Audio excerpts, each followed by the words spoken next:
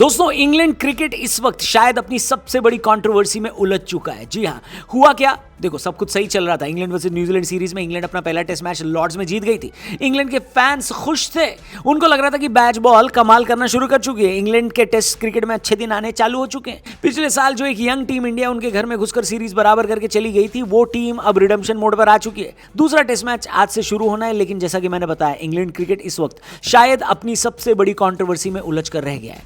खबर तो आप तक पहुंच गई होगी, नहीं आई है तो चलो बता देते हैं। हुआ ये कि सोमवार की सुबह जब इंग्लैंड में हुई तो ये उनके क्रिकेट इतिहास की शायद सबसे मनहूस सुबह थी, क्योंकि इंग्लैंड की न्यूज वेबसाइट इस खबर से भरी पड़ी थी कि सोमवार के तड़के सुबह लंदन के एक बार के बाहर मार पिटाई हुई है। England cricket captain Ben Stokes has done it again. The ECB has confirmed the cricket regulator has been informed about a breach of team protocol after the England captain Ben Stokes. Ben Stokes dominated a sensational summer of English cricket. New Zealand के खिलाफ Lord's test में शानदार जीत के बाद England cricket team एक नए विवाद में फंस गई है और इसमें इंग्लैंड के कैप्टन बेन स्टोक्स भी शामिल है। क्या बात कर रहे हैं? शाम तक आते आते इंग्लैंड क्रिकेट बोर्ड की मीडिया रिलीज ने दबे शब्दों में ही सही, लेकिन ये कंफर्म कर दिया कि ऐसा कुछ हुआ तो है जिसमें बेन स्टोक्स इन्वॉल्व हुए हैं, और इसको इंग्लैंड क्रिकेट बोर्ड ने ब्रीच ऑफ प्रोटोकॉल बताया है। इंग्लिश क्रिकेट बोर्ड के सूत्रों ने यह भी कहा है कि ऐसा समझ लो कि बेन स्टोक्स और गस एटकिंसन, जो कि इस घटना में शामिल थे, वो न्यूजीलैंड के खिलाफ होने वाला दूसरा टेस्ट मैच नहीं खेलेंगे।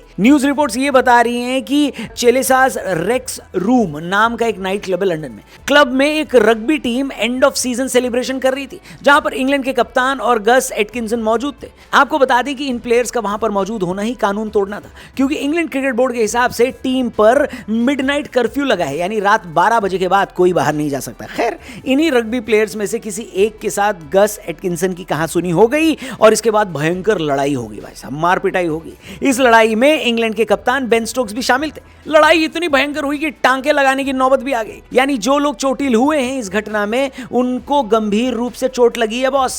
हालांकि इंग्लिश क्रिकेट बोर्ड के सूत्रों ने यह बोला है कि लड़ाई की शुरुआत इंग्लैंड के क्रिकेट प्लेयर्स ने नहीं करी, बल्कि लड़ाई सामने से शुरू हुई है।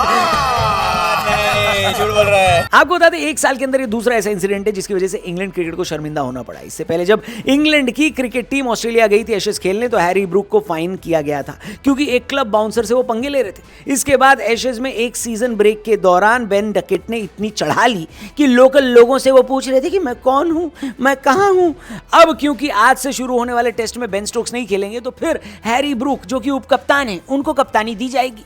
पिछले साल दिए एक इंटरव्यू में बेन स्टोक्स ने साफ साफ बोला था कि उन्होंने अल्कोहल पीना यानी दारू पीना छोड़ दिया। लेकिन इंग्लैंड जब अपना पिछला मैच जीती तो पोस्ट मैच प्रेजेंटेशन में उन्होंने ये कह दिया कि जीत के जश्न में वो लड़कों के साथ जमकर बियर पिएंगे। अरे कहना क्या चाहते हो? दारू छोड़ दिए लेकिन बियर पी लेंगे। इसका मतलब अगर आप लोगों को समझ में आ गया है तो हमें जरूर बताना, ठीक है? तू समझा? हाँ। नहीं, तू समझा नहीं। फिलहाल ये बात तो क्लियर है कि इंग्लिश क्रिकेट बोर्ड इस मामले को लेकर बेहद गंभीर है, और इतना तो तय माना जा रहा है कि बेन स्टोक्स और गस एटकिंसन पर एक मैच का बैन लगाया जाएगा। बेन स्टोक्स की जगह टीम के vice captain Harry Brook team की कप्तानी संभालेंगे, जिन्होंने अभी तक एक भी मैच में कप्तानी नहीं करी है। लेकिन इंग्लैंड के पास और कोई ऑप्शन है ही नहीं, क्योंकि जो रूट जो इस टीम के सबसे सीनियर बल्लेबाज हैं वो कप्तानी लेने में इंटरेस्टेड है ही नहीं। यानी व्हाइट बॉल के बाद अब रेड बॉल में भी इंग्लैंड के कप्तान हैरी ब्रूक रहेंगे। लेकिन सिर्फ एक टेस्ट मैच की बात होती तो भी समझ में आता दोस्तों। जो खबरें आ रही हैं इंग्लैंड से, उनके हिसाब से तो ये इंग्लैंड क्रिकेट की सबसे बड़ी घटना साबित हो सकती है, क्योंकि इंग्लिश क्रिकेट बोर्ड ने बेन स्टोक्स को कप्तानी से इस्तीफा देने के लिए बोल दिया है। इसके जवाब में बेन स्टोक्स की तरफ के सूत्र ये बता रहे हैं कि कप्तानी छोड़ो भाई, बेन स्टोक्स अब रिटायरमेंट लेने का मूड बना चुके हैं और इसके बाद वो क्रिकेट ही नहीं खेलेंगे। क्या बात कर रहा है? एटलीस्ट इंग्लैंड के लिए तो नहीं खेलेंगे। इंग्लैंड क्रिकेट बोर्ड ने बेन स्टोक्स से कहा है कि आप कप्तानी छोड़ दीजिए और अपने करियर पर फोकस कीजिए। अगर बेन स्टोक्स अपनी मर्जी से कप्तानी नहीं छोड़ते हैं तो उन्हें प्रोटोकॉल को ब्रीच करने के लिए कप्तानी से हटा दिया जाएगा। कुछ इनसाइड सोर्सेज की माने तो 35 साल के बेन स्टोक्स वैसे भी इंग्लिश क्रिकेट बोर्ड से खुश नहीं चल रहे थे और इस वजह से वो वैसे भी रिटायरमेंट लेने की सोच ही रहे थे। अगर यहां मामला बढ़ता है तो हो सकता है बेन स्टोक्स रिटायरमेंट ले लें और एक महान करियर का इतना खराब अंत हो जाएगा भाई साहब, है कि नहीं? अरे देवा, ये गड़बड़ है बाबा।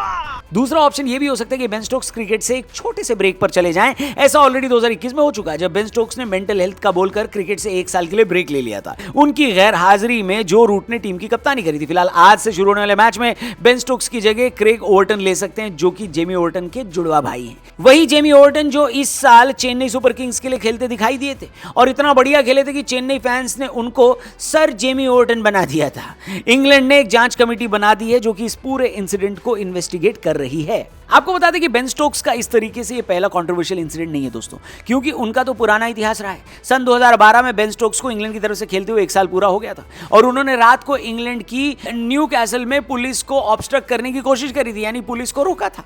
इसके बाद 2013 में इंग्लैंड लायंस की तरफ से खेलते हुए ऑस्ट्रेलिया में बेन स्टोक्स ने इतनी दारू पी ली थी कि उनको मैनेजमेंट की वार्निंग मिल गई थी। लेकिन इस वार्निंग के बावजूद और ज्यादा दारू पीने की वजह से बेन स्टोक्स को बीच सीरीज में इंग्लैंड वापस भेज दिया गया था। इसके बाद बेन स्टोक्स ने माफी मांगते हुए कहा था कि उनको अपने किए पर खेद है और वो अपना बिहेवियर सुधारने की कोशिश करेंगे और वापसी करेंगे। लेकिन कोई सुधार नहीं हुआ। 2014 T20 वर्ल्ड कप में बेन स्टोक्स का फॉर्म खराब चल रहा था, उनके बल्ले से रन नहीं आ रहे थे और इस फ्रस्ट्रेशन के चलते उन्होंने ड्रेसिंग रूम में लॉकर पर मुक्का मार दिया। यह मुक्का इतनी तेज से मारा गया था कि उनका खुद का हाथ टूट गया और वो वर्ल्ड कप से इस इंजरी की वजह से बाहर हो गए। बताओ, कोई सेंस है इस बात की? और तो और बेन स्टोक्स इस मामले को दबाने के लिए मुक्का मारने के बाद फील्ड में भी आ गए थे, लेकिन फिर जब फील्डिंग नहीं कर पाए तो बाहर चले गए। इस घटना के बाद भी बेन स्टोक्स ने सॉरी बोला, माफी मांगी और कहा कि फ्रस्ट्रेशन में उनसे गलती हो गई। देखिए, इंसानों का तो मेरे को नहीं पता, लेकिन बेन स्टोक्स डेफिनेटली गलतियों का पुतला है। मतलब उनके सामने वाली टीम के प्लेयर के साथ अक्सर झड़प भी होती रहती है दोस्तों। बांग्लादेश के तमीम इकबाल हो या इंडिया के विराट कोहली या फिर वेस्ट इंडीज की पूरी क्रिकेट टीम, सबके खिलाफ बदतमीजी करने की वजह से बेन स्टोक्स के ऊपर डीमेरिट पॉइंट्स चढ़ते चले गए और उनको एक मैच के लिए बैन होना पड़ा।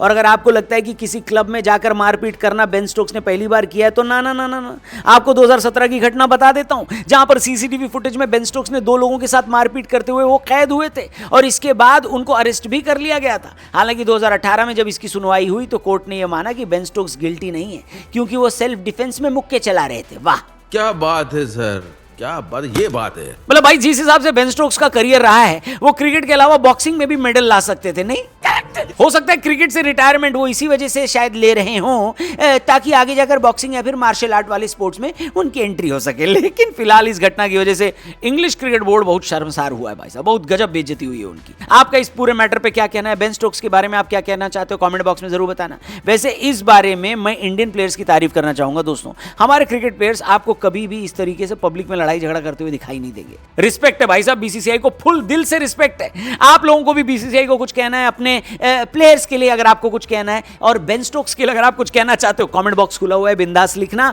और हमारा लेटेस्ट वीडियो हमारे नोपो चैनल पर रिलीज हुआ है सूर्य कुमार यादव के ऊपर, इस वीडियो को जाकर जरूर देखना। सूर्य भैया की वहां पर स्टोरी भी है और रिसेंटली उनके साथ जो हुआ उसको हमने एक्सप्लेन भी किया है। वो वीडियो आपको जरूर पसंद आएगी, हमारे नोपो चैनल पर रिलीज हो चुकी है, लिंक डिस्क्रिप्शन में दिया है। Thank you for watching crico. इस चैनल को भी सब्सक्राइब करना। जल्दी मिलते हैं। जय हिंद।